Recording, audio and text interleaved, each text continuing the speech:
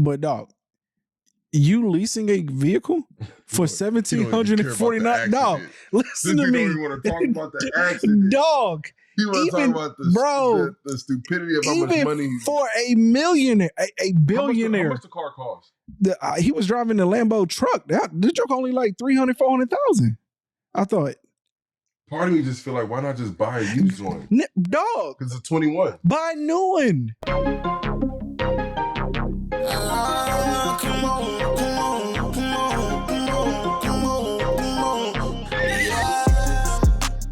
Yo. Welcome back to another episode of The Great Deliberators. I am one of your hosts, Mr. Imperator Rose. It's your boy, DK. And one time for our boy, L Bean.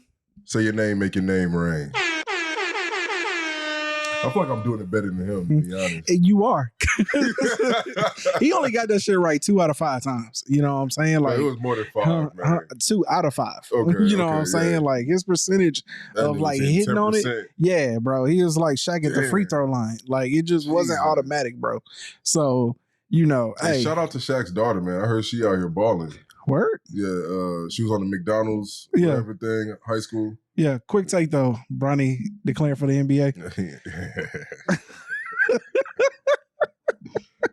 It's ambitious as hell, man. He not. Look, I don't think he's gonna get drafted. It's almost a little narcissistic. Listen, man, it's giving me Giannis's brother vibes. Like, and what I mean by that is just like the Lakers. Everybody knows that he's gonna get picked up by the Lakers probably in the second or third round. Like, let's just be real. He's not a first-round draft pick. The Lakers... Oh, of course not. I don't think the Lakers even have a first-round draft pick. I think when he was even at his best coming out of high school, especially when he went up against that number one player in the country, and like, but he did ball out. I even think then he was still probably a second-rounder. You know what I'm saying? Like, he was never like a first-round draft pick, even at like at his height. I think the NBA just know. Everybody in the NBA gonna know is just like, all right, let the Lakers pick him up. Okay. All right. You know what I'm saying? Maybe. And that's really what it is. LeBron is gonna retire next year. And if not next year, the year after that. LeBron got 1 year, maybe 2 left, and that's it. You know what I'm saying? So I think he just wants to kind of go out with, all right, let me just play with my son. Okay. All right. Maybe. You know what I'm saying? I mean, I really can't. But he's no Austin Rivers. I can't deny that. Huh? Oh, he's no Austin Rivers? Okay. All right. I don't really know what you mean by that, but you mean like he ain't even that good? Yeah, that's what I mean by that. Oh, okay. All right. Well, then. Austin Rivers is pretty nice. No, Austin Rivers, Bronny's nice, though, but his first year was terrible, obviously, because of the cardiac arrest. And then on top of that, he didn't get much playing time. I just don't know. Look, bro, the NBA is a different league. I know. Man. I get it. And he got to realize what sucks for him is that he's coming in with a target. He's coming in with a target. Like, people going to want to put the clamps, you know what I'm saying, on dude whenever he get on the court every single time. So I just don't even... Man, I don't know. Pressure make diamonds. I can't tell you if not to make this not to go on this too long, but pressure make diamonds. And I'm telling you that when he had to play against the number one guy in the country, and I forgot who he was, he took it to him. Like he went back and forth with that dude. Now, I don't keep up with it a lot because you know what I'm saying, I don't care about guys till they get in the NBA. I don't even keep up with college. But I'm saying when I was on TikTok and they showed that game where, you know what I'm saying? He balled out. I know what you're talking about. Yeah, like I'm saying, like he took it to him. So like pressure make diamonds. Maybe he's unstimulated because he know that that's his trajectory. But at the same time, if you asking me, it just seemed like it's crazy like to think that like you would actually declare for the draft. Even this, it just seems like a crazy reach. You know what I'm saying? He probably gonna go undrafted, to be honest. But speaking of pressure. Yeah. Speaking of pressure, this week, this man is excited to talk about this. This week, your boy. Anyway, let's segue into Cole and dropping his album. Might delete later. All I'm gonna say, man. Look, man. PW, you know, got that light PWC. You know what I'm saying? It's kind of hot. It's kind of cold. You got to keep that heat under your seat. I'm just telling you, my boy out here. Look, I don't think anyone doubted Cole's ability to go back, you know what I'm saying, to kick back at Kendrick. Let's be for real. But if we having a conversation about the album itself, though, because that's kind of what I want to start with before we get to the end of it, since he did decide to put, you know what I'm saying, 7 minutes at the end of a 7-minute drill at the end of the Joker. The album itself, I don't really know how to feel about it because I felt like all he really did was a lot of shit talking. So I mean, it felt more like a mixtape than an album. I think that's kind of what it was. You know, yeah. To be honest with you, I think for a second, I'm glad that you said that. Like that was going to be my take. Yeah, I think a lot of people are like they're giving too much credence to like it ain't really the Cole I'm used to. It's not a Forest Hill Drive. It's not one of those. You know what I'm saying? This was going old school back into a mixtape. It's just that nowadays we stream everything. So you know what I'm saying? He just gave us really kind of a mixtape. I mean, that's really what it felt like. It felt like just and I respect it. I'm happy because I still think it slapped. Let me put it this way: whenever Kendrick do you expect Kendrick to respond with a whole album? Nah. You're gonna have to. This is gonna be somewhat of like a mixtape type of like beef, right? So if somebody gonna drop a diss bag, you're not just gonna drop like maybe a track. You may drop a 3-4 track project or whatever the case may be. Okay. So let's run with that. But I don't really care about the album like as a whole. I think that's cool. We can talk about it. If I had to give it a scale out of 10, I would say this is probably his worst album if you just want to put it out there. Born Center was definitely. I like Born Center, but Born Center ain't have hardly any. Okay, that's your opinion. But again, I mean, okay, fine. Born Center. I like Born Center, but Born Center is clearly his worst project. But if you want to say, okay, Born Center, if you give it 6 out of 10, maybe 7 out of 10, I'll probably give this a 7.5 because I was going to rate this about a 7.5 out of 10. Yeah, that's what I'm saying. The reason why he dropped it for 2 tracks, really, you know what I'm saying? The introduction to 24 and the 7-minute drill. Yeah. Now, the 7-minute drill is what we're really going to be discussing for the most part, which is the diss track, or let me never call it a diss track, his response. Because I think really what it is a warning shot, and he said it in the song. This is not one of those like, if anybody's talking about, oh man, but he really didn't get at Kendrick, it's very obvious he wasn't trying to bury dude in this track. Yeah. This is just making it clear to everybody that he is about that life if we want to go there. You know what I'm saying? Because even Kendrick never really came at Cole. Kendrick kind of went more at Drake than in anything.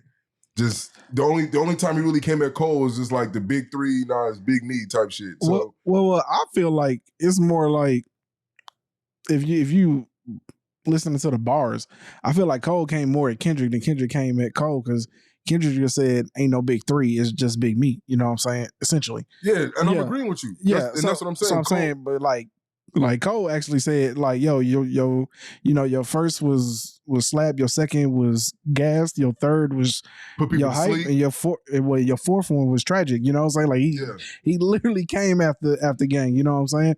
But at the same time, I do hear you. I guess it wasn't like a actual like diss. It was more of a like, hey, calm down. You know what I'm saying? I ain't really trying to drag you through the mud. Hey, he really came at dude, bro. He said he even put out there like your arms won't even reach it like a dog. Yo, he called that man short. I didn't even realize that Kendrick Lamar like. No, he called that man short, 5'6" bro. or something like that. I didn't know he was that short, bro. He really little man, that dude, bro. I was like, dog. That's low-key one of the slept on. That's like one of the slept on verses in that mug. Yo. Like, when I heard it, I was just like, wait, hold up. I had to Google how tall is Kendrick. Yeah. Nah, the memes was flying on Twitter, bro. Yeah, a bunch of memes talking about that boy's 5'5", man. I was like, damn. Okay. Yeah, and Cole was 6'2", 6'3". Yeah, you know what I'm saying? He tried to make it to the NBA. Yeah, he was hooping. You know what I'm saying? In like African shit. So yeah, he definitely tall. But I will say this though. I appreciate Kendrick Lamar. I don't really listen to him, but I will say this is the opportunity that I will if he, mind you got 14 days to respond. That's just the reality. I said Cole had a week. But the whole P. Diddy situation, which you're not going to speak on this pod, but we had, that whole situation, I think that kind of just, everybody in music just had to go on pause for a week. You know what I'm saying? So we'll give you that. Like, you weren't going to drop in the middle of a raid situation. But, this is the response we needed. I think this is what everybody's expectations was. We knew that Cole was he could drop some fire. I think he met everybody's expectations. It was no ether. It was nothing like that, so let's lower expectations. I don't know if we'll get there, and I hate to be the Debbie Downer, but I don't know. I think we're gonna get there. Okay, all right. You keep hope alive. I'm gonna say this. You keep hope alive. I think a lot of people. I think Cole.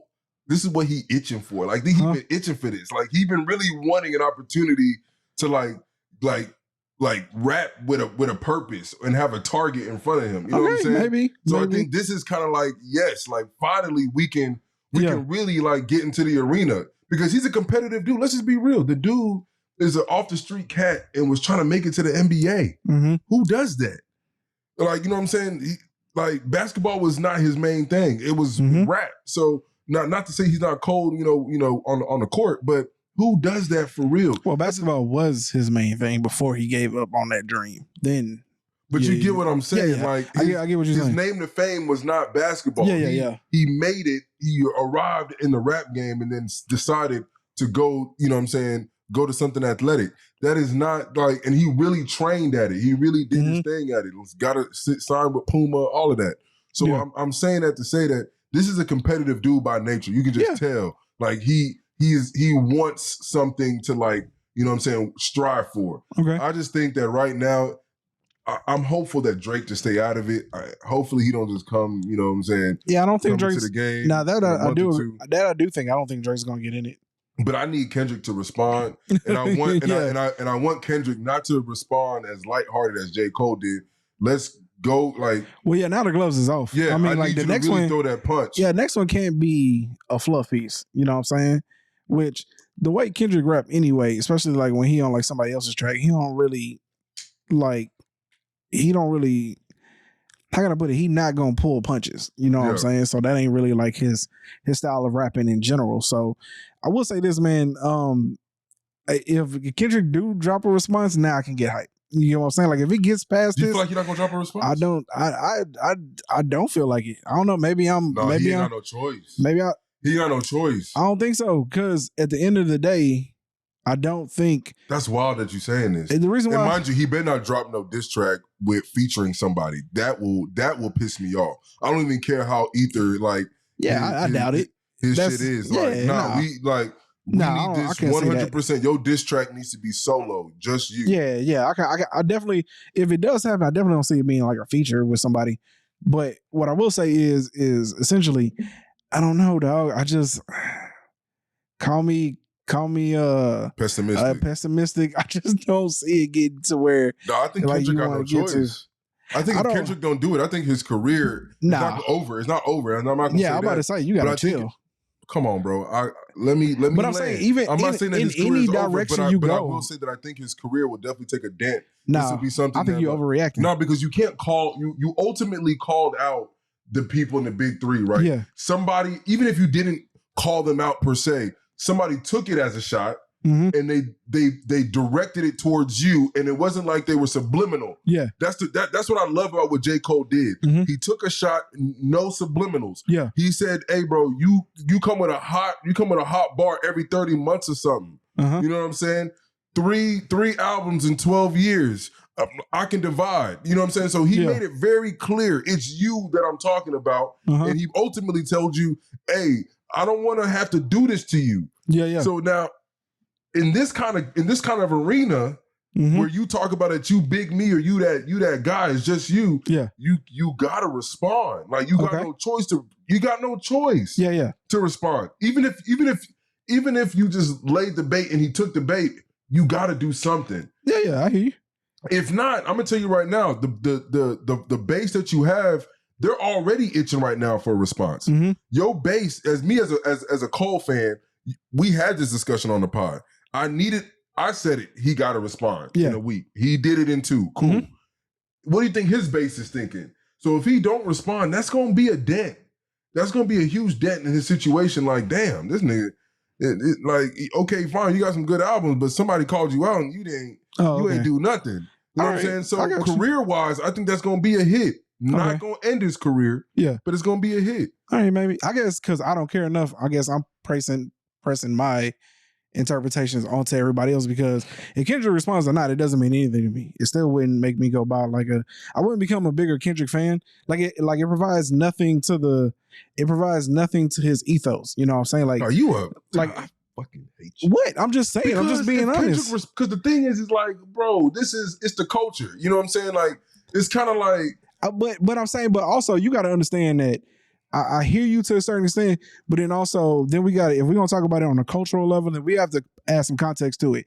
Culturally, beef, especially like over rapping, has always been like, nigga, I do not like you. Okay, like this shit is legit, and it may come to that.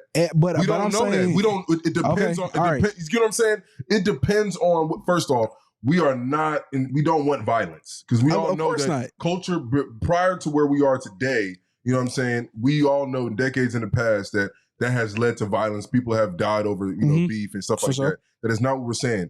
But what I will say, it may come to that depending on what is said. You know what I'm saying? On some of these tracks. Yeah. So we will see. Whatever Kendrick Lamar says, let's see what he says. Okay. You know what I'm saying? And I'm sure these are grown men. You can't go left on something and then expect that we're gonna dap each other up. But the reason why I keep thinking this doesn't really, and it seems very fanfare is just because, bro, who waits more than 24 hours to release their diss track? Like this shit, you don't get a week. That's why you was like, Cole, you got a week. No, fuck that shit, nigga. You got 24 hours. You put a pen on a pad, you walk your ass into the booth. Let's see. And you record that shit. Look, all I'm gonna say is this. I'm telling you, that shit should have been on the studio first and foremost, that morning. First and foremost, who shot the first shot? J. Cole did. Because Kendrick shit, let's just be real. That was not like a shot. Okay. It was something that I think a lot of the internet and I think a lot of social media, we were the ones really pushing that. And as soon as he seen that, he should have been in the booth. Because Kendrick really went at Drake. We can all agree. That was more of a shot at Drake than J. Cole. Period. Yeah. So J. Cole decided, fuck it, let me get out there. Okay, now cool. It took him 2 weeks. We both agreed the whole P. Diddy shit happened. We don't know how long he had this shit. You know what I'm saying? How long he been sitting on this track. He did put out that little 7 Minute Drill is definitely like recent. Like, but he did put out that. But he did put out that little trailer of the introduction of 24 because we played that here on the pod. Yeah, you know what I'm saying. So we knew that at least he let us know that he was coming out with something. Okay, all right, and that was within like 2-3 days. Okay, so I'm kind of like, okay, he probably was planning on dropping that maybe that weekend. Okay, but the whole P. Diddy stuff happened, and we all know it's a business. You're not gonna drop something on a Tuesday or on a Wednesday. You're probably gonna drop it on a Thursday night or on a Friday because you wanted to run during the week. That's even back in the day, that's what they was doing. Okay. You know what I'm saying? So I'm looking at it like, all right, that's why I prefaced everything with, all right, the P. Diddy stuff happened. We got to give you that week off. Nobody was really dropping nothing. All right, man. I just don't remember niggas taking weeks. Okay, no problem. That's a new age. But I'm going to say this though. As of right now, the clock has started. Kendrick has until this weekend, next weekend at the absolute latest. But I will say this though, the more time, if you wait till next weekend, it got to be something hot. You can't, you know what I'm saying? You can't drop something. It's gonna be hot. Like we talking about Kendrick Lamar here. Like, all right, so we'll see. So I'm saying, we'll see, but look, this could be something that really turned into some legit beef. We don't know. All right. But again, we don't condone violence. We hope it don't turn into violence. First of all, they're not violent people. I don't know, man. You were saying some wild shit, you know what I'm saying, before we started hitting record. Like, it's not like these niggas going, like you were saying some shit like, you know what I'm saying, this ain't gonna be no real beef or like nobody. Well, no, again, because you keep thinking that's why I'm talking about taking it. I'm taking it from the perspective of it ain't like these niggas really don't like each other. Now, again, you've been in situations before where like you and a homie been hooping, y'all was playing Madden, some nigga got one leg up on you and like one thing, you talking a little too reckless, so the shit do get heated. But at the end of the day, y'all, it's ain't like y'all don't like each other. You know what I'm saying? So I'm saying, even at its worst, I guess my thing is from my perspective, it is, if this is just, hey, you think you the best? Hey, I'm gonna prove I'm the best. Okay, but you do understand that Biggie and Tupac were friends at one point. You know what I'm saying? Like, yeah, you get what I'm saying? Like I get Death Row Records and Bad Boys, they were cool at one point. Like, bro, but again, it depends. But I mean, I don't want to go that way, but I'm saying. No, that's not what I'm saying. Yeah. But I'm also just telling you that, like, in the music industry, they most people start off as friends. Yeah, and then they go sour at some point. Something happens, and then the relationship sours. So we don't know. Now, I'm not saying that I don't want them to be cool. I hope they not. I hope like, just to be real with you, punches don't get pulled if you don't like each other. Yeah, so I hope they become enemies through this. But nonetheless, like, let's just see where it goes. I'm going into it a little bit more optimistic. Yeah, you going into it like, oh, this is just rigged. It's all whack. It's definitely rigged. That All right, let's go to the next subject, man. We're not doing that. We're not going to do that to I'm our definitely viewers, not man. walking that shit back. I definitely feel like this shit was planned. Next subject, man. This guy want to tell me wrestling is real. Man. I'm sorry, man. All right, man. Let's. I forgot about one thing I wanted to talk about before we got into the next subjects, but you know what? I'll start with the Rashee Rice shit. So this is wild because TMZ reported on what day was this? April 2nd about the Rashee Rice. Rashee Rice is a wide receiver for the Kansas City Chiefs in the NFL. It says Rashee Rice is admitted to involvement in Dallas car crash.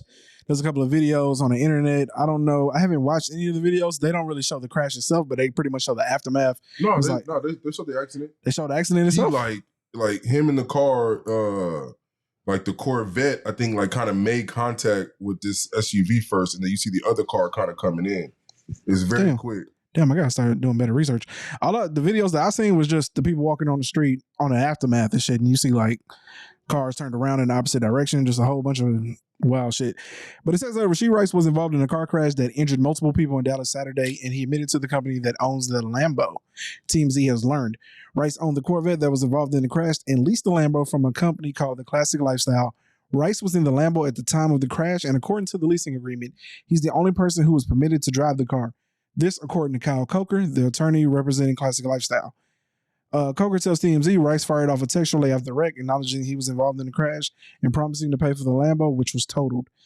We're told of Rice's friends was driving the Corvette. Now, here is the wildest part of this story to me. Young people doing wild things and like fucking shit up, that's normal. But this says, Coker says Rice, a Classic Lifestyle customer since his days as a student at the SMU, was leasing the 2021 matte black Lambo for $1,749 a day. A day. As we reported, the Dallas PD wants to speak with Rice and others who left the scene immediately after the crash. Yeah, see, this is what I'm missing. No, I'm about to show you. Oh, they about to show the crash? Oh, damn. Oh, he got sandwiched in between the two cars? Wow. They were racing. Yeah. On the freeway. Dang. Yeah. I guess I should have watched that video, y'all. It says TMZ first reported Rice was with friends at a bar with local tapping table. Hours before the crash, where they had been celebrating. Rice's attorney says he is cooperating with police and will take all necessary steps to address the situation responsibly. Yo, man. How can I put it, man? This is young people doing young stuff, but I'm gonna keep it a beam. You know what I'm saying? 9 times out of 10, this shit usually doesn't happen, right? Like they out there racing, nobody ever really gets hurt. Cool, right? This is like a yo, y'all was wilding too much. Clearly, y'all shouldn't have been doing this, right? But dog, you leasing a vehicle for $1,749? Dog, listen to me. You don't even want to talk about the accident. Dog. You want to talk about the stupidity of how much money for a millionaire, a billionaire. How much the car cost? He was driving the Lambo truck. The truck only like $300,000-$400,000. I thought. Part of me just feel like, why not just buy a used one? Dog. Because it's a 21. Buy a new one. No, what? No. I wouldn't buy a new one. It don't matter, dog. But it's a 21. Dog, why not just go buy a 21? He could have bought one fresh off the line that's more responsible financially than what he was doing, dog. Like, dog, $1,749 a day? Dog, what? Let's just go up to $2,000, right? That's $60,000 a month. Are you serious? Like, are you shitting me, bro? Like, who's helping you manage your money, dog? You know, it's crazy. He a rookie, so he not even getting paid like that. Dog, I'm saying, like, it's certain times in my life, like, where I hear numbers. But I'm gonna be real with you, man. The reality is that the dude he not even really like 21. Maybe he's 21. Dog, do he just lease it like one day, like every once in a while? Like, I don't understand. You know, it's crazy. He said he's been working with that company since college. Dog, he's been working with them since college. So you know that he probably hasn't been leasing a Lambo, but he probably has gone there. For you to be doing that since college lets you know that you are running up a tab with them But either way, you know what I'm saying? This is what happens when you put money into young dudes' pockets who probably have not really come from much. Man, okay. All right. You know what I'm saying? They don't have a lot of they don't have financial literacy. It ain't even about that, dog. Like no, it is about that. It is about that. Dog, listen to me.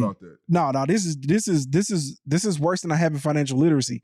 Dog, he could have bought the motherfucker. It's crazy that this man got into an accident, putting so many people's lives in danger. And what we talking about right now is how financially dumb it is to be spending $1,700 a day on a freaking Lambo. I'm sorry, bro. Like when I read that, my brain shook. You want to be real with you? The company that own it,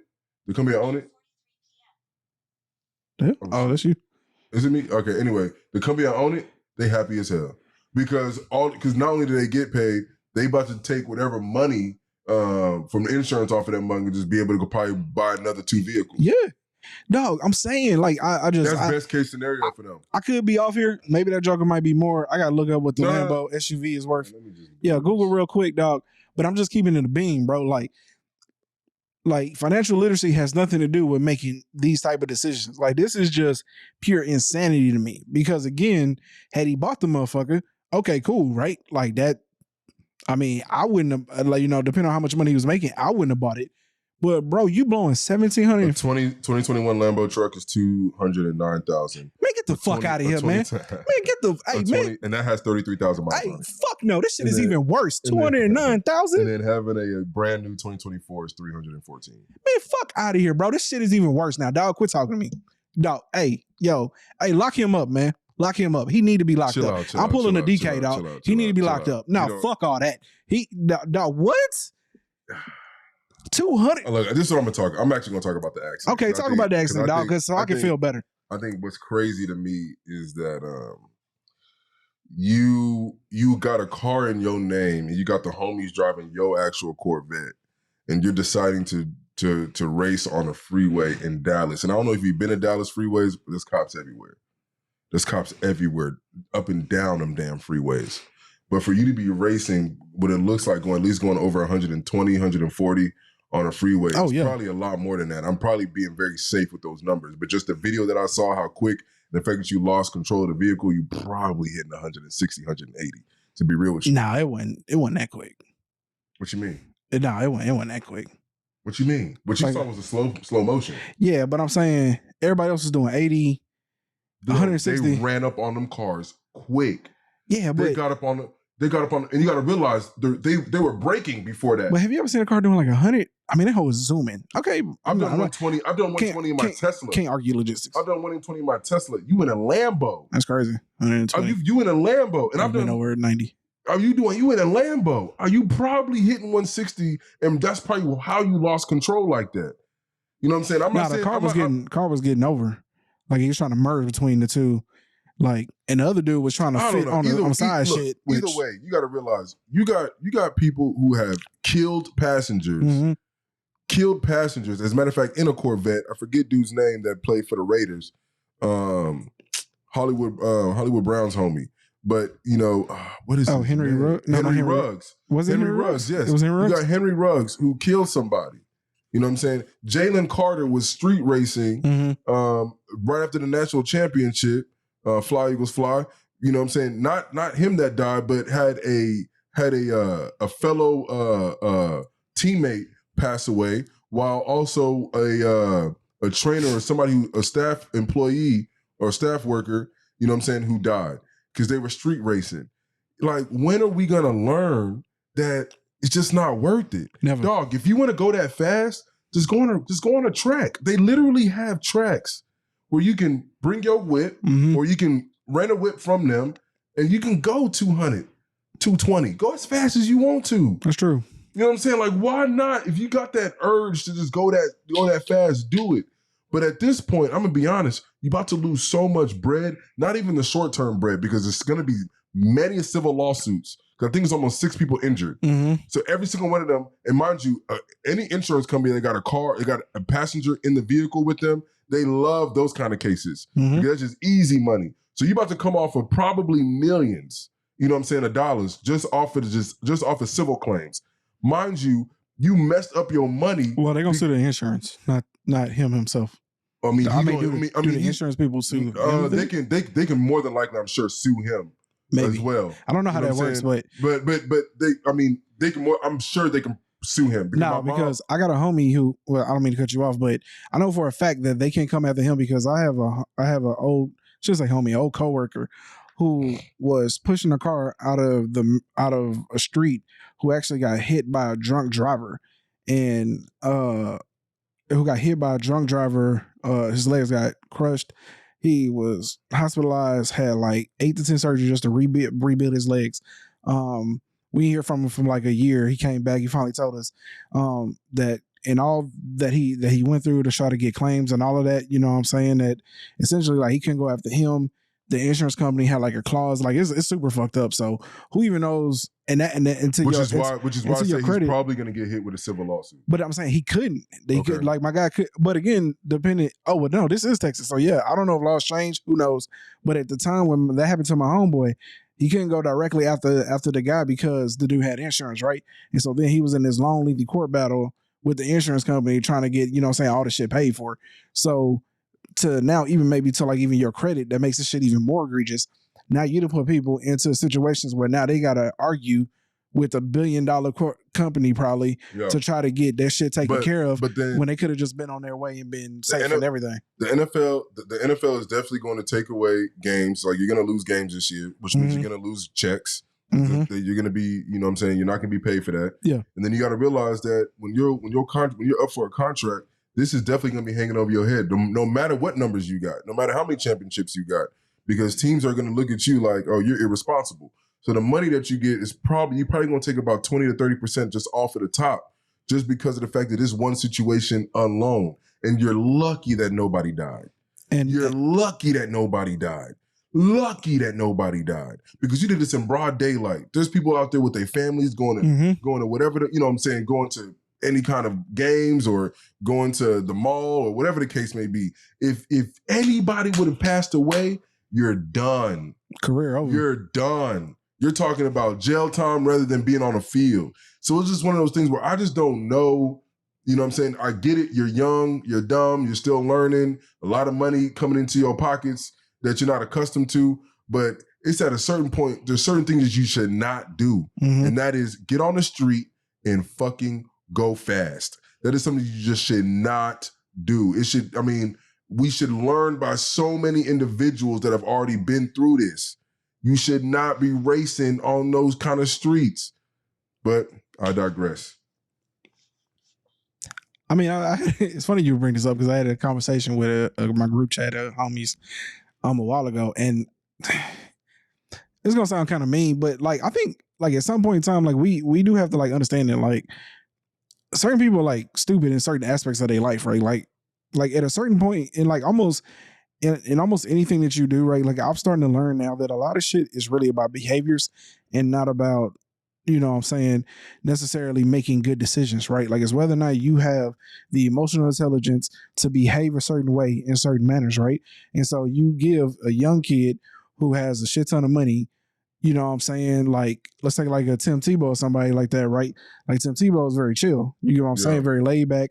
He can make millions of dollars, but he still is who he is regardless of the situation, you know what I'm saying? And then you give other young guys shit money, right? And then they go buck wild, you know what I'm saying? They throw parties, you know what I'm saying? Do all type of outlandish shit, you know what I'm saying? They think they king of the world. Really, it's about behavior. So, I mean, it's whether or not I'm getting to a point in life where I'm starting to see that like it ain't really even so much about age. It's really just about whether or not this person has the behaviors. Kawhi Leonard had his Tahoe up until like 3-4 years into the league. When I heard that, and that was years ago, right? And I was still fairly young, still, you know, saying coming to my own. And I remember thinking like, man, it must be amazing to have that type of discipline, bro. Like because I'm telling you, I got an aunt, love her to death. She can make change out of a penny, bro. Like it's amazing the way she can spread money. But you know, again, like a very powerful book, just throwing this out here so that way y'all can go listen to it. I have an audio book. It's called The Psychology of Money. And that's pretty much what he talks about. He talks about throughout the whole book is that all these times where you see where people have won in life, especially like with money, that a lot of times it's not even about like being the smartest or whatever. It's really just about having certain behaviors around money that allow you to win with it. You know what I'm saying? Dave Ramsey talks about it a lot. But the older I get, man, the more I realize like it ain't really even about being smart, educated, making good decisions. Really, it's just about behavior, man. If you're disciplined, and this is just across the board, the people who are disciplined, the people who are succeeding. That's just the reality. If you discipline in it, I mean, you're going to succeed. Yeah. And that goes in every aspect, financial, your fitness, your health, relationships. It does not matter. If you discipline into whatever it is, you will succeed in it. But I mean, this guy, like, I just don't know, man. It seems like you're just trying to showboat and show off in front of your niggas. And it's just not worth it, man. Well, I think another thing that was talked about, I forgot who it was, man, but they talked about how like to a lot of people, especially like in the NFL and shit like that, they don't really love playing football. They love what football brings. You see what I'm saying? But that's a lot of people though. But I'm saying the thing is here is the reality is that a lot of these guys just wanted to be rich. You know what I'm saying? And then they got their money. But also, you know, there's a certain $1,700 a day. There is a certain. No, I still think that's the craziest part of the story. Bro, but again, is paying a mortgage a day. I digress. You know what you could do if you just have it like that, like for real. Go get 3 cribs in Dallas and just rent them out. You know what I'm saying? Like just rent them out. I'm saying if he financed the Joker, you're paying a mortgage with people paying a month. You paying that in a day just to ride around in a car. Like, and this is what we talked about before, which is what I hate about certain parts of our culture. And it's not, you know what I'm saying? But and I know, because I just talked about Kawhi Leonard. It is about the individual, but it's just like, why do we feel the need to show the fuck off or just show out for no reason on items that make no sense? Like, if you really even want the car, just go buy it. But that's the point I'm trying to make here, dog. Like, this is deeper than just like showing that, bro, because he could have went and bought the motherfucker. He was renting it for $1,700 a day, dog. If he financed it, it's like $4 to $5 grand, depending on how you look at it, a month. And he was renting it for $1,750 a day. Like, finance $300,000 for 60 months. You do 1,700 times 7. I'm seeing this nigga paying $12,000 a week. I'm saying, dog. All right, so what do you want me to do? Do 300,000 divided by 60. 5,000. 5,000. No, so I'm saying, like, this ain't about showing out. Like I'm saying, like you, like at times when you hear shit like this, I mean, like you gotta honestly think, like, yo, is this nigga stupid? Like I'm just keeping it a being, dog. Like not I'm being raw, like not trying to sugarcoat it. I mean, honestly, yo, in life, you gotta realize like where your weakness is, and clearly his ain't thinking, bro, because there's no way he sat down in a chair and thought that ring that shit was a good idea. You know what we're not talking about? It's like you gotta get your circle better. And this is not. I'm not taking the responsibility off of him as an individual, but in fact, I'm putting more responsibility on him, bro. You have obtained something that people have not been able to do in a lifetime. You have so much going for yourself. You just won a championship. You a rookie. You know what I'm saying? Like you got so much ahead of you. At the bare minimum, you need to make sure that everybody around you wants your success at least as much as you do. Everybody around you needs to be rooting for you, needs to be in your corner. I could not have a homie like him and we about to go street race in a Lambo and a Corvette. I'll be in the car like, bro, if you don't stop this shit right now, you know what I'm saying? This is like your career about to be, this just goes back to the John Morant situation. Mm-hmm. You know what I'm saying? Who is around you and why are you choosing these people to be around you? But see, that's not to cut you off, but that's you even thinking that person is being influenced by the people around them. Like they gotta be, bro. That ain't true. A lot of times these niggas be yes men. I'm trying to get into the psyche of like this dude, and it just feel like dude just wants to like show out. But bro, I'm telling you, you win that. You telling me that this man had 4 or 5 people with him when he went to go pick up the Lambo, and nobody told him that was a bad idea. You mean to tell me that like all 5 people sitting there was hyping him up? I don't think the niggas that, bro, I don't think so. I don't think so at all. I don't think so at all because I'm gonna tell you why. The homie is in his car racing him. The homie in his car racing him. So I don't think that the people around him really give a fuck because it can't be that I'm in your whip. We go rent a car and I'm in your whip. Okay. I'm responsible of your car right now because I'm driving it. Yeah. And I'm racing you in a whole nother vehicle. You get what I'm saying? Like at a bare minimum, that whoever's at least driving it is just as dumb as him, if not dumber. You get what I'm saying? So at least we know 2 parties are stupid. And then I think there was 4 of them that dipped. Yeah. So at least half of the motherfuckers are stupid. All right, you give me okay. But you get what I'm saying? No, because I don't see a scenario where they didn't tell him to buy the motherfucker. Nigga, you about to rent this hoe for $17.50 a day? Why don't you just buy this bitch? I just can't see 4 niggas standing there being all like, yeah, no, that seemed like a good idea. Well, I can tell you at least one of them niggas was dumb.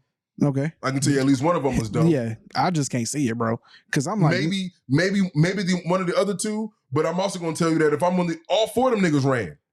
So I just feel like all of them niggas are stupid. Because if I'm in that situation, I wouldn't run. Where am I running to? Yeah, that was you wild. On a freeway. Yeah. Where are you running to that you're not going to get 4 black men get out of 2 sports vehicles? Yeah. And where are you going? And leave. Where are you going? And leave. As a matter of fact, get in trouble for that? Nigga, yes. But it's a hit and run. But as a matter of fact, if I'm going to be honest, it's even more irresponsible for the friends. Because if I saw you about to run, I would be telling you, nah, bro, come back. Mm-hmm. Like, don't add on to whatever the fuck it is. So yeah, everybody's stupid. Every single one of them niggas is dumb. You know what? I can't argue anymore. Yeah. Yeah. I mean, again, it just goes to show. I get it. The first thing you want to do is just get up out of there. But you want a freeway. You on a freeway in broad daylight, but that's niggas and not all 4 of y'all niggas put y'all heads together, and this is what y'all decided to do. But they didn't put their heads together. Niggas just ran. I'm just telling you 2 things. Possibly, it can be 2 possibilities here. You can be right. It can be the friends influencing him, but also I'm starting to think that like, yo, a lot of these niggas, especially like when I be watching like a lot of these shows and shit, it just be a bunch of people are enabling and just like not caring about the person's bad decisions. And so because all they getting is what's benefiting them. They get to they get to be in the experience. You get to pissing them off. Now you get cut off. They wouldn't spend $1,700 on a Lambo. You know what I'm saying? If they had it, but you will. So shit, why not? Let me just get up in the whip with you, and then we will just ride around and race on the freeway. That's what I'm saying. It's like, bro, you got to pick a better circle, and the people around. Like, if y'all got a homie that is succeeding, don't be the anchor. You know what I'm saying? That brings them down. Help them when they can't help themselves. That is what I'm talking about, man. Have people around you who really rocking with you. You know what I'm saying? Like, that's everybody around me. I want them to be doing better than me. Not because, not only reason for that is because I want to be able to look up and know that I got something to compete with. I got something that I need to, like, you know what I'm saying, like strive for. And it's not compete in a bad way. Yeah, I get what you're saying. It's like, you know, you want everybody around you to be solid. Yeah. That's it. But I mean, you preaching to niggas who at a time they the nigga on the top of the hill. They all young. I'm saying, but they also they the nigga on the top of the hill. So you asking niggas to, and also you asking them to have a certain level of self-awareness that they clearly ain't got. So even if, like, let's just say they have people in their ear, they have mentors, they have people telling them like, hey, you know what I'm saying? Like, it's not, even if you can say friends, they have mentors and people and people in their life who are telling them to make better decisions, but they're not. So that's why I'm saying at a certain point, we got to honestly understand that, like, yo, certain people just lack the behavior and discipline in order to be successful in life. He's going to get suspended for about 6 games. We'll see. If probably 4 to 6 games. Probably 4 to 6 games. And then also at this point, I don't know how well he did last year because I don't even know his name. I didn't even know who he was. But it should be more. I think he should be suspended for half the season. And I know everybody gonna be like, "Oh, well, half the season." But I just feel like, and also he might get cut depending on his level of talent. He may not even be worth it. I would really want him to get cut. And I know that sounds fucked up, bro. But I just feel like, bro, somebody has to, like, take the fall for a non-fatal situation. That hopefully it would vibrate through the NFL, my nigga. I just feel like we got too many people who are not understanding what you have to lose. And it sucks for me to say this, but I just feel like it's obvious, bro. We just talked about Henry Ruggs killed somebody. What I'm saying. You know what I'm saying? Killed somebody. And that didn't stop him from racing. Jen Carter was in a situation that somebody got killed. And just because he was not in the NFL as of yet, there was no way to suspend him. But I'm looking at this situation and just like, dog, we need to make an example. And see, this is, I want to make an example for the people behind. But you keep thinking an example is going to change things. You're right. Henry Ruggs lost everything. You're right. I mean, he lost everything. You're right. I don't get why cutting him or gutting people would change that. Like we have situations. Rashee Rice was nice. He was actually their best receiver in my opinion. And I'm saying consistently. So now he's talented. He's definitely not getting cut. So there we have that. Especially like if they're not gonna go for somebody in the draft. So I'm saying like I said. He knows of the Henry Ruggs situation. The problem is when he's racing, that shit ain't in the back of his head. That shit doesn't come up. You see, okay, I take it back. He shouldn't be cut. But my, can we threaten this nigga to be cut? Like, can we just can we, you know what I'm saying? That's always on the table though. Like, but I'm saying like if I'm Kansas City, like I would just tell him, hey, come get your shit out the locker room real quick. You know what I'm saying? I mean, that's always on the table, bro. Like I want him to that's what I want him to go through. I need him to just. In fairness to how you like to punish people, the NFL is way more harsh on niggas than the NBA. So yeah, this right here. Come on now, this dude, John Morant had red dots. So I'm saying you let Roger Goodell hear that you had a red dot at the NFL stadium, bro. The FBI is at your door the next day, bro. Nigga. I'm trying to think of a player that they'll let that pass. Bro, I'm trying to think of a player in the NFL. The NFL might have CIA agents trailing you, dog. There's nobody. Like, there's not one player that could do that in the NFL. I'm really trying to think who's big enough to do that. Swear to God, bro. Nobody, dog. Swear to God. Nobody. I'm trying. Maybe Pat Mahomes. Nobody's bigger than the brand. Maybe Pat Mahomes, but Pat Mahomes not even like that.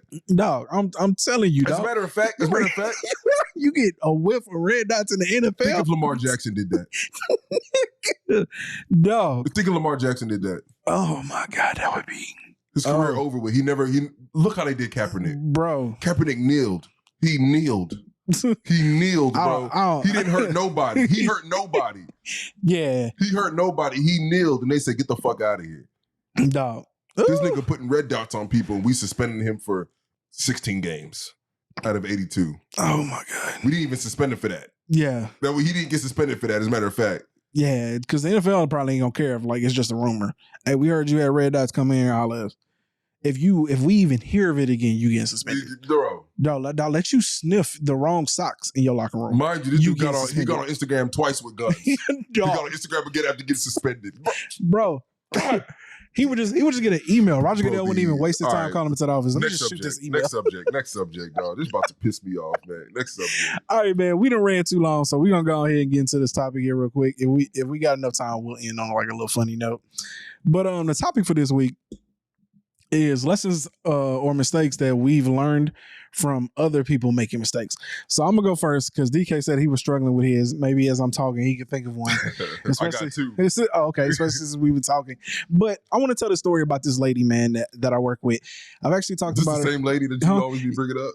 Yeah, but she works in a different department now, and so she's still getting fucking guillotined on the show. Damn it, and I feel bad because honestly, her situation is kind of. She gonna watch 5 one day. Why you fucking like me? Damn, don't say that, dog. Because now I feel bad that I'm bringing it up because this time I'm about to say because this time she ain't getting on my nerves. You know what I'm saying? But it's just her situation is one that I feel like you can learn a serious lesson from. Right. So, as y'all, if you may remember when her name is Heather. When I first started working there, yeah, we'll call her Heather. So when I first started working there, Heather and her husband was working there. Her husband was the service manager he was the manager of service, the service manager of all the techs and everything. And so, everything seemed to be going, standard, from what I could tell. He had a 2016 like Ford F-150. She had like a 2015 or 2017, I think, Ford Expedition. I guess, I'm guessing since they got bought out, he probably got a raise or whatever. So like a couple of months into me working there, they decided to go, his truck was giving him a little problems. He had it paid off for 2 months. Okay. He went and traded it in for like a 2021 Toyota Tundra. Damn. TRD Pro. Damn. We talking we talking truck. That's like a 70? 60, 65, 70, maybe pushing 70 probably. She traded her Expedition in yeah for a like little base package like Toyota Tacoma. And Toyota Tacoma sitting at 40,000. I was about to say it's about 40, 50. No, she's still sitting at 40,000 just for that. So I already know that the Expedition wasn't paid off. So they upside down on that shit, right? But here's the kicker: they traded it in to lease the Tacoma. he actually bought the Tundra though, so in which case he was financing that. Fast forward, man, some shit happens and he winds up getting terminated. Okay, now since he's been terminated, it's been up and down for him, and this is just casual stuff that she's been telling me because in the workplace, for some reason, people like to overshare. I don't really be asking. I don't like to pry as well. They're about to get divorced. But yo, what, bro? Finances. Yo, hey, finances ruin relationships. I don't wish that. I don't wish that on nobody. I'm not wishing it. Yeah, no, I got you. It does make having a cohesive household very difficult. But with that being said, so he's been up and down, been struggling. You know what I'm saying? He finally landed a job, but then he's had a host of medical problems. He already had open heart surgery. They don't have an emergency fund. Bypass. America doesn't have an emergency fund, sir. I mean, like, I ain't. Of course, nobody has an emergency fund, bro. Open heart surgery. HSA account. And he has diabetes. So on like one of his toes, all he has is like how you have diabetes and you making these dumbass choices. Hold on, I know man. that sounds real fucked up, but like diabetes can go south quick. Yo, it is going south quick for him, and I'm getting into that. So on one of his feet, he'd already lost 4 of his toes. I think all he has is a pinky. So yo, okay. So and since then, he's been fighting to keep every toe on his other foot. You can fight as much as you want. They don't like. So it's progressed to the point to where like he already lost a couple of toes. Anyway, I don't mean to be a Debbie now, but anyway, he had a host of foot problems. You know what I'm saying? And now it's gotten to a point to where he was up and down. He was taking a little odd and works for different friends. He finally got a job. Hobbling around. Yeah, basically, he can walk. You know what I'm saying? But yeah, he does walk a little weird. Of course. Yeah, because he doesn't have any big toes. So, with that being like on either foot, by the way, nigga missing like six toes, nigga. Yeah, at this point he got 4 toes. Nigga, I've been doing the math. Yeah, he got 4 toes. What J. Cole said, I could divide, nigga. Come on. Okay, but that's not the crux of the story here, man. So what? He finally got a job, right? And, you know, they had fell behind pretty far on, like, all the other things. But, you know, for the most part, they kept afloat with them taking on little odd-end jobs here and there. So he finally gets a job. And, like, this is where, like, his body, like, really starts to deteriorate on him. And basically... And stress will kill it. Yeah, basically, he done got to the point to now where he cannot work. So now they're waiting to file disability with the Social Security office. He's been out of work for at least a month now. And even if you get disability, dog, it's not going to cover the bills that you got. Yeah, and so even still, they call is until like the middle of May to even like present their case and like why he needs full disability. And the point is here is to a certain extent, this woman has like a breakdown at least every other day because of what's going on in her life. They're about to get a divorce. Maybe, but I don't. They're about to get a divorce. Do they have kids? I don't even know if she can afford it. Do they have kids? Huh? No. I mean, that's like the one blessing. Yeah. In this whole story. Yeah. No, they're older. So they're not young. They're I know still. Yeah. Okay, but the point here is that I'm trying to make is and I don't mean to make this about the pot again, but this is where we talk about how like their generation wasn't taught to invest. And the unfortunate part is their generation grew up during a time where, again, America experienced the greatest level of prosperity ever in its entirety, right? Like from the 60s really up until the we'll say the late 2000s, right? Not what is going the late 2000s. America experienced prosperity on every level, right? It's when 2008 where shit started coming crashing down. We had a little spike, it coming up again, but now we full blown tilt to where like shit is looking really grimy. We don't know where the shit is going. But the point here is saving money alone would have helped and dampened the situation that they're dealing with. What is going on? Absolutely. But the point I'm trying to make here is if you could take a lesson from this, is that when you make financial decisions based off of how you feel, in the end, it can really come and bite you in the ass. Because I think about how... Not that it can, it will. 100% of the time. Every time. Every time. I can't say that because a lot of people done made it, you know what I'm saying, they got to work their whole life, but they ain't never really like crippled them. That's biting them in the end because this is what people don't talk about. Yeah, you can make it through life, but there's a point where retirement comes. And if you rely on just like Social Security or Medicare or if you're in that situation, depending on your income, Medicaid, you're gonna like your life's gonna suck. You get what I'm saying? Which is why, like, here's my thing, dog. You had a vehicle paid off. Wild. You had a vehicle paid off, and you decided that the best. Okay, let's start before the vehicle gets paid off. You're losing toes, right? You're losing toes, which means that your medical condition is declining. Yes. We don't even need to. We don't need. It's crazy because you even told me that when you said diabetes, the first thing I'm thinking is like, oh yeah, you can go down quick with diabetes. Yeah. Now it escalates, especially if you're not one to work out and shit like that. If you're not working out and shit and you got diabetes, I'm telling you right now, you can go down quick. If you're not managing your sugar and what you're eating with working out and maintaining a good health and diet and all that kind of stuff, you can go down quick. But you are already losing toes, which means that your body, the circulation of blood going through the bottom of your feet is already there. You're losing circulation already. Yeah. And you paid off a vehicle, which means that your medical bills at any time can go up. And it didn't occur to you to maybe like create some type of health savings account. I mean, he may have had it, but that shit is washed. Something for an emergency, whatever the case may be. You know what I'm saying? And I don't know how old they are. I'm assuming probably in their 50s. No, 60s for sure. God damn. Okay. Look, hold on, wait. But before you go on your rant some more. The point here is I hate us. Huh? I hate us. Look, man. The point is if take a lesson from this and understand that, like, yo, those impulsive buys that y'all be having sometimes, and I'm not one to talk because I still struggle with them, right? Like, luckily I haven't bought a pop in a while. Every now and then I'll see one. In fact, if you losing toes, you're not buying shit. Yeah. I agree there, but I don't. But if you did, I would call you an idiot. But like every time, you know what I'm saying. But the point here is, man, I pride myself on the fact that, like, yo, to almost a certain extent, it's almost a detriment to me sometimes, right? Because like I don't consider myself too much of a risk taker, but I almost obsess over what can go wrong. You get what I'm saying? That's why, like, when you be telling me, when we was talking about in the beginning, we was talking about like what you invest in and all shit like this, right? One of the reasons as to why before I even started investing, I got the audiobook, so The Psychology of Money. You know what I'm saying? Before like I even started investing, I mean, I had already put a little bit into Bitcoin, but before I went like full tilt and like really started like adding money to where I wanted to go, I needed to understand the aspects of it and where people been fucking up. And one of the things that I learned was, you know what I'm saying, people like trying to time the market and figuring out when they should sell and buy and all this other shit.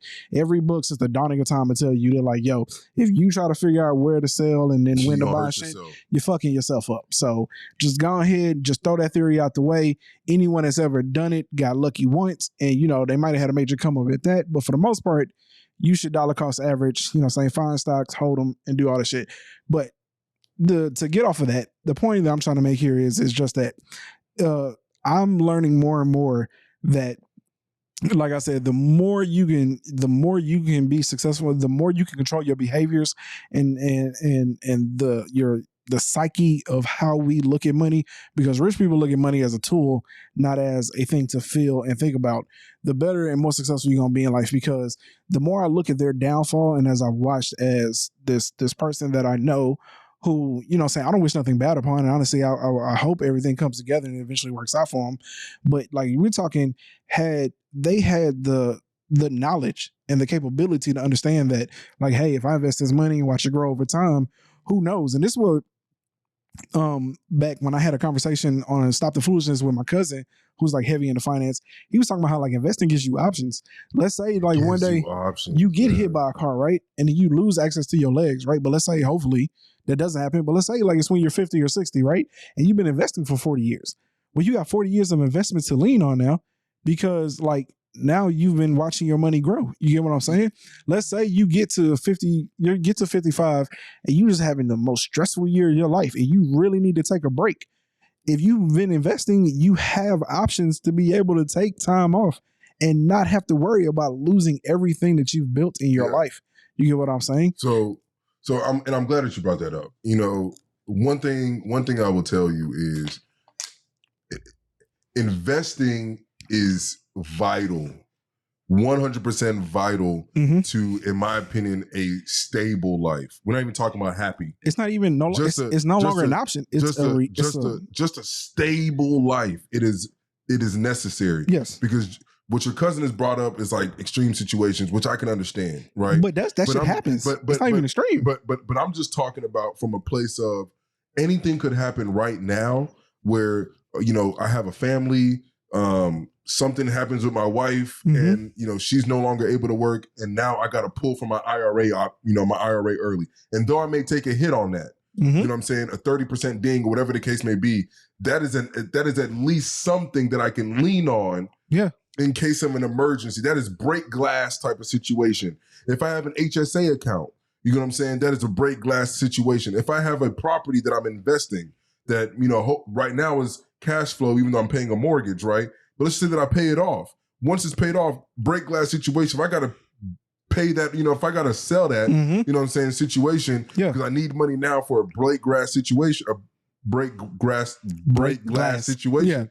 Then I have that option. Yeah. But it gets to a point where it's just like, if you just live in life vicariously through paycheck to paycheck almost, and you turn 50, you turn 60, your life will suck. Okay. Your life will, and see, and I know you laughing at it like I'm joking. I don't be laughing, dog, but sometimes, but it's the truth. The reason I say paycheck to paycheck is because if you don't own a property, if you're renting or doing whatever the case may be, what you're saying is that you're hoping that you're giving the government to define how much your value and what your worth is, you know what I'm saying, month to month. Yeah. And the government will always give you the short end of the stick. Okay, yeah. They will always do that. So if you ever have a break glass situation under a government type of, you know what I'm saying, pension or a government allowance, you're done. Okay. You're done. And it sounds like, you know, Buddy's getting to a situation where he's needing help. And I just don't know. I just don't know if he's going to get it. I mean, like, he don't have a choice. Like I said, his body has failed him. And I just think back on all this just in the year or two that, like, I've known them, the financial decisions that I've seen them make, you know what I'm saying? Because again, like, when he was the service manager, I'm pretty sure he was making, and he'd been doing this for 20 years, so he had to be making at least what I'm making. So I know he was making at least pretty decent money, right? And so they had just bought a house out in Magnolia too. They had to put in like new AC and shit. I think that shit costed them like 20 grand, you know what I'm saying? Which they had to finance because how many people, you know, got 20 grand maybe. No, they did have to finance because I remember them telling me about it. So, and they had to redo the whole air ducts or whatever. But I'm saying you even have things like that. Like it's small things that you don't think about that pay off later in life. And it's all like, yo, had they been investing, they might have been able to pay for that air duct. You know what I'm saying? Like, who has 20 grand just lying around? You know what I'm saying? It's little things like that like you should use as like daily motivators in order to understand that, like, hey, here are the behaviors and decisions that I need to make and change so that way I don't fall into these same traps later in life. Because their situation, although is extreme, because like they're at the near end of catastrophe at this point, right? Who even knows how much longer they can hold on to, just because now they have to trade in one of the trucks, the one that, so here's the real kicker. Here's the real fucked up part. So the truck that they were leasing, they're going to trade. They had traded in on Friday. The agreement is all like, so what they wanted them to do was, because they couldn't afford the payments on the truck, they were going to defer $300 of the payment only. So even if she traded in, they would still have to cover what $300 off of $300 or whatever it was, right? So the truck, $300 a month. $300 a month off of whatever the payment was. That's all they could defer by trading it in. So that means that I know for a fact you that lose a vehicle and you. God, it's terrible.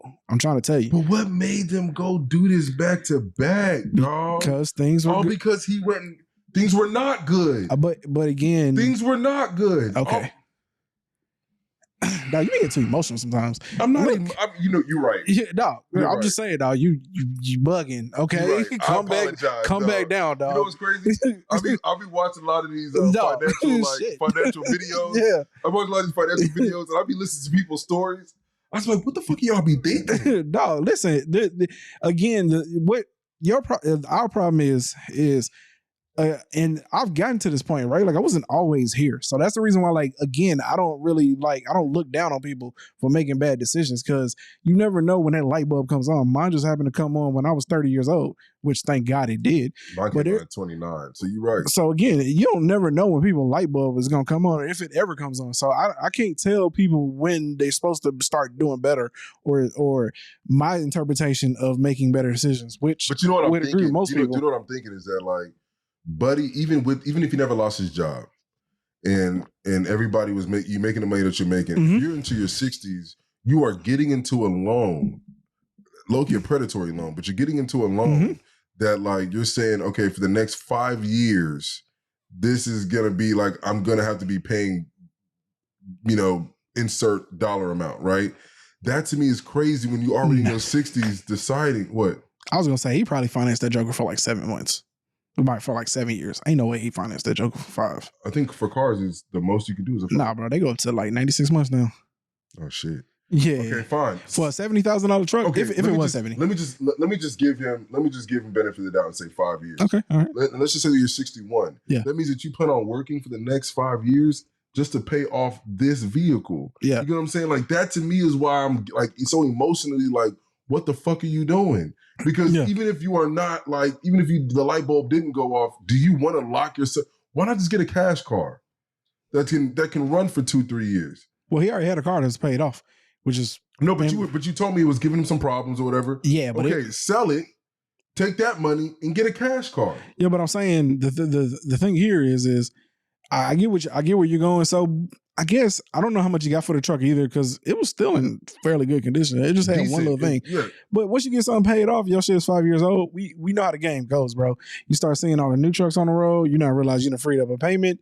You know what's crazy though? It's an impulse decision. Even in my car, and I've told you this before, I really wish like I did not buy that motherfucker. I really wish I did not buy that mug. Now, don't get me wrong. The only reason why like I'm cool with it is because it's an electric vehicle. And I'm not spending money on gas that I know would be, at least $500-600 a month. Yeah. Just in gas alone with the amount of driving that I do. So I'm like, all right, it's a benefit there. Yeah. But the reality is that when that car note hits every single month, that shit hurt. It hurts. It's a gut punch every single time. Yeah. And I know that I got another 2.5 years of dealing with this. Yeah. You know what I'm saying? But I will tell you, when I'm done with this 2.5 years, if you think for a second that I'm about to go get me another car, absolutely not, bro. Yeah. Like I'm riding that thing until the wheels fall off. And to be real, there's some days that I get out, I climb out of that car because I'm so damn tall. And it's a fucking Model 3. You know what I'm saying? But I'm gonna be climbing out that car for a minute, for a while, bro. Yeah, man. Look, I can't tell people when their light bulb should come on and when their alarm clock should go off.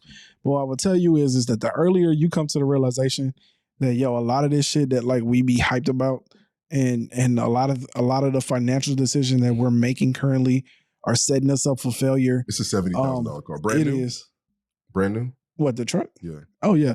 But now think about it. He probably got a good chunk. He probably got at least $25,000 for his truck. So he probably fell in somewhere around 45. Because you could have really just got you a really, really good cash car, like a really good cash car. He probably fell in somewhere around 45,000. But again, listen, when things are going great, the problem is again, I told you, people don't see the entire perspective. We only think in the moment, right? So, and it's very hard for people to see in the future. That's why it's hard to save money. That's why it's hard to invest. Them car salesmen are assholes. They probably look at it, dude. All right, let's do this. I mean, my job is, listen, you came in for a vehicle. My job is not to give you life lessons. You know what I'm saying? At best, if I'm the car salesman, he probably like, you could do this. You can figure it out. At best, I'm gonna tell you the best financial decision you should make in the car you want to buy. But I am not talking. I'm not walking to sell out of here, bro. Not only did he get the Tundra, he got like the fucking.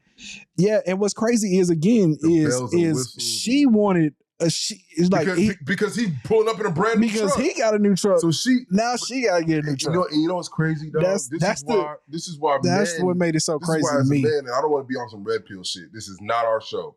This is not what we do. But I'm just gonna tell you this. Yeah. They will follow. And if your dumbass decide to go get a fucking brand new truck, now she's paying off. You think that she wanna see you pull up in a brand new truck every single time you turn it on, the whole house shaking? You know what I'm saying? Or apartment, because it don't seem like y'all probably got a whole house. Expedition was nice though. I'm not gonna cap. Like for the most egregious part of this is like what she went from to what she got just to say she got like a new vehicle. Because the Expedition was absolutely nicer than the Tacoma. Like she got like the base version. Buddy, it's only because she wanted something new. Buddy could have just went with a Tacoma, buddy, a new one. Huh? Like I'm not even mad that you wanted something new, but you could have just like got into something that made. Bro, are you a construction worker? Yeah. You know what I'm saying? Like but you missing 6 toes. Do you really need? See, now I'm being an asshole. You are. I'm not though. This is what he needed. He needed somebody to tell him this shit. He need to watch the That's pod, true, dog. like, comment, and subscribe, because we would have helped you. Buddy missing 6 toes, but he need a construction worker truck. Man, look. Hey, stranger things will happen, man. I feel bad for my guy, dog, because he was cool people, man. And to see what the fuck are you putting in the bed of the truck, bro? I mean, he do little side shit, so I mean, I kind of understand it. And at the same time, when he went back into his the new job he had finally landed, he was kind of like a field tech. So, and they didn't give him a truck; he had his own truck. So, of course, kind of needed. Even if they did give him a truck, I don't know if he wouldn't have drove that bitch. But yeah, he didn't need the new one. You know what I'm saying? But he bought the motherfucker, man. He could have got a Tacoma. Yeah, cool. Man. And like I said, man, I try to be humble, man, because when he bought it, man, I was thinking to myself, like, that's not smart. Like, yo. 2 weeks later, you're fired. Like, I know how much that shit costs, man. And then, like, when I seen she got a new one too, I was like, damn. But hey, look, I just say, hey, look, that's them. I'm worried about me. My goal in life here about people too much. is to look at other people. I care about people too, but my point is I can't. If by their age, if they ain't figured it out yet, they're not gonna figure it out. Yeah, you know what I'm saying? So they like not. They habitual. Yeah. in they like, because I'm telling you, I didn't hit 36, nigga, and I never want to finance anything again. You get what I'm saying? And so, like, unless it's a house, like, bro, I cannot imagine ever going to go buy another car again and financing one. It like when you talk about how like it hurts your soul, bro. I be thinking like, dog, they paying at least $600 a month for both of them things. I've already like counted down like how many more months I got. I'm saying, like, I counted out how many more months I got in payments. Like, I'm ready for this motherfucker to be done. But I'm thinking about like at their age, like, y'all not stunning on people no more. Like, I mean, I'm just being dead ass. Like, all of that shit should be gone. But you can see at any age, it's still there. It's still this need to want to feel like you have something new. And that's why I think maybe it's marketing or whatever. It is what it is. But the point here is, hey, listen, change your behaviors, change your habits, and you know what I'm saying, and invest properly, you know, and you never know where the future's going to take you. And even if like you make good enough salary where you can save your money, you just don't trust the stock market, cool. You know what I'm saying? It's not smart. But because high yield savings? I mean, maybe I don't care. Maybe 4%, you just maybe you got your own savings. Again, I don't care what you do. The point is here is do not make rash decisions, you know what I'm saying, financially that you don't think about long term. You know, like honestly sit down and think about it. Like, do you need to finance this thing? It's crazy how much we want to like look. We want the look of that we're on top of things and we got everything together, but we will not put the work in to like just get our life together. You obviously have health issues, but you like I wonder. Like, are you putting the same amount of energy in like maybe eating right? Are you putting the same amount of energy in like, you know what I'm saying, making sure that your health is under control? Well, before you go on from that, I think same thing, like whenever you eat something that tastes really good, I think having new things makes us, I mean, I know it makes us feel good. Like, trust me. So again, I think that we struggle. I love buying new stuff. But see, I'm also the same person. After I purchase it, I immediately feel like sort of regret it. I think we struggle with delayed gratification. To a certain extent, we struggle with thinking long term. We like, can I do this right now or should I wait? You get what I'm saying? And at this point, maybe he was thinking, if I don't get this truck now, I'll never be able to get it.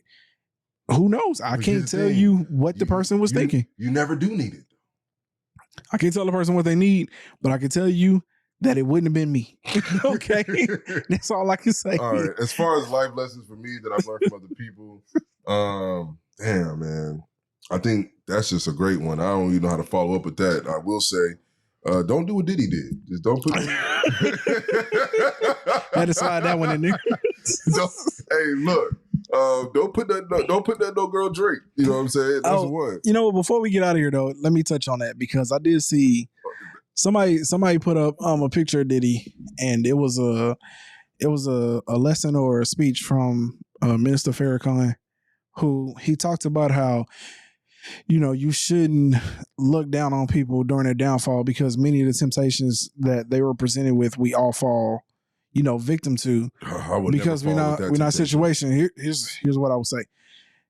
Again, Rashee Rice, I understand. The shit that Diddy's accused of is a bit of a stretch. Yeah. But it wasn't Mr. Farrakhan right now saying it. It's just an older speech that he was talking about. But I will say that to a certain extent, this whole Diddy situation does highlight how, culturally speaking, we do tend to laugh at other people, but as we can see, Diddy probably ain't the only one. There's probably many other people, a lot, who are also engaging in these type of behaviors. And the problem is, some of them don't even have power. Some of them are just people's aunts and uncles.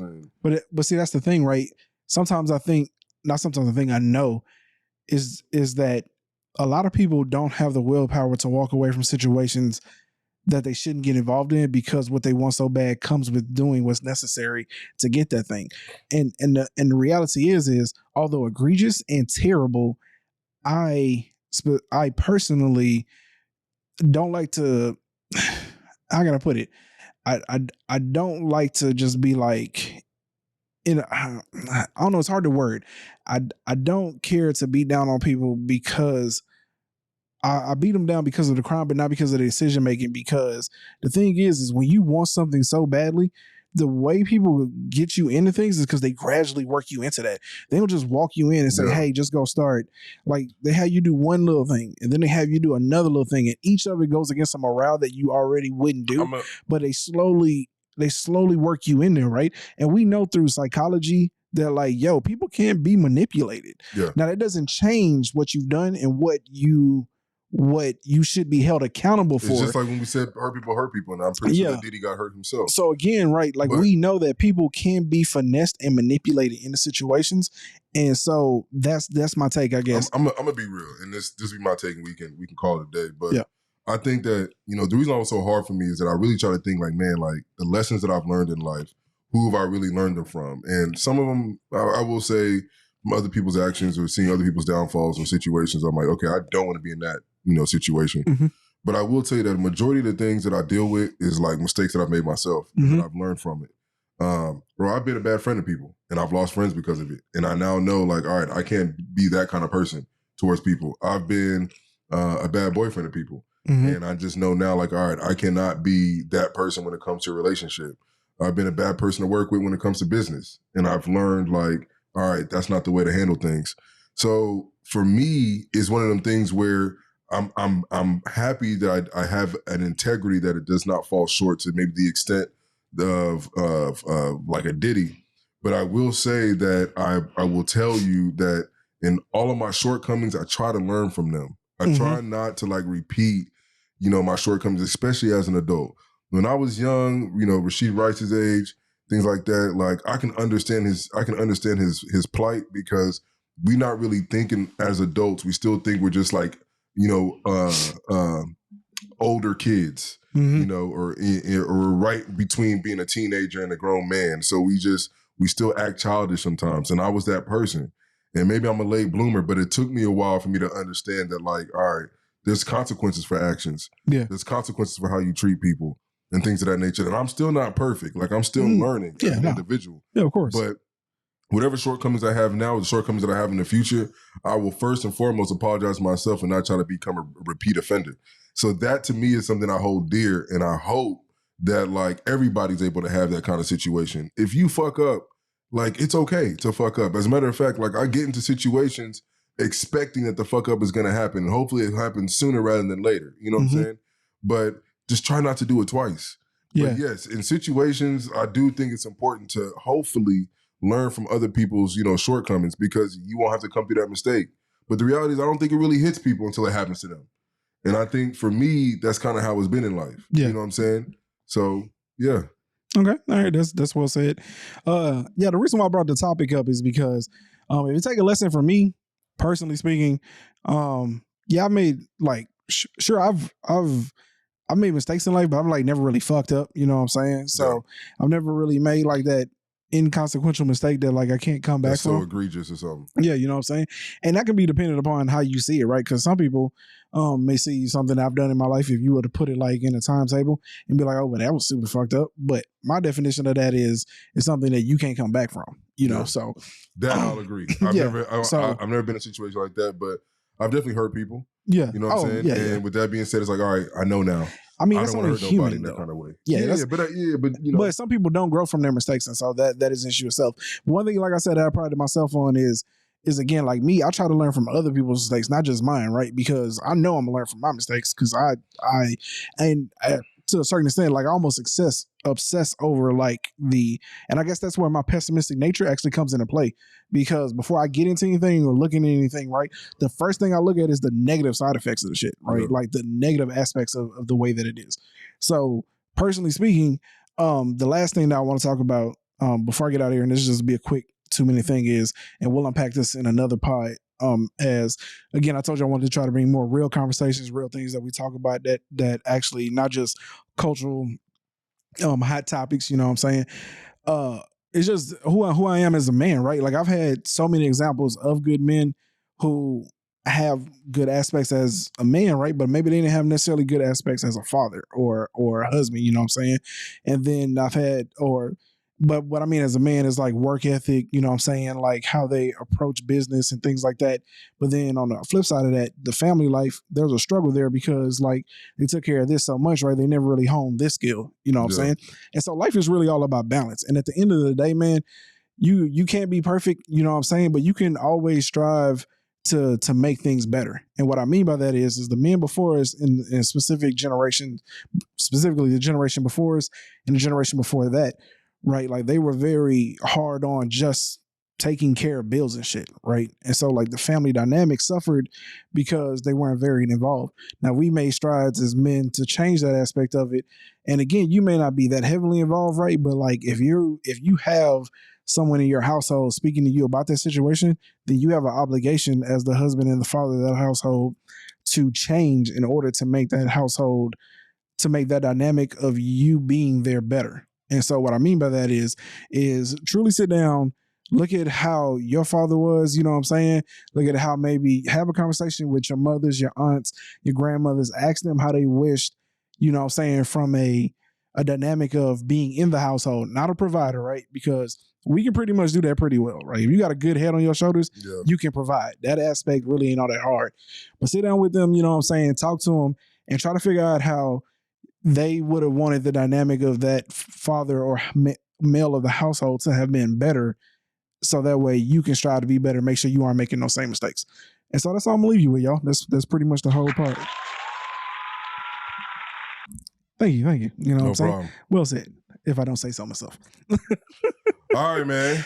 Well, with that being said, man, if you made it this far, we appreciate you for kicking us with this week. Make sure you tell your mama, cousin, sister, brother, aunt, I don't know, worst enemy, somebody you see racing down the highway, you know what I'm saying? Or somebody spending $70,000 on a truck at 65, you know. That's really who you need to send us to. Send us to the people who financially doing dumb shit. We can help them out. We will try to encourage them to do better. I don't beat down on people. I encourage people to do better, because that is worth far more times than just beating down on people. But with that being said, make sure you like, comment, and subscribe, you know what I'm saying? And that's it. Till next time, we out.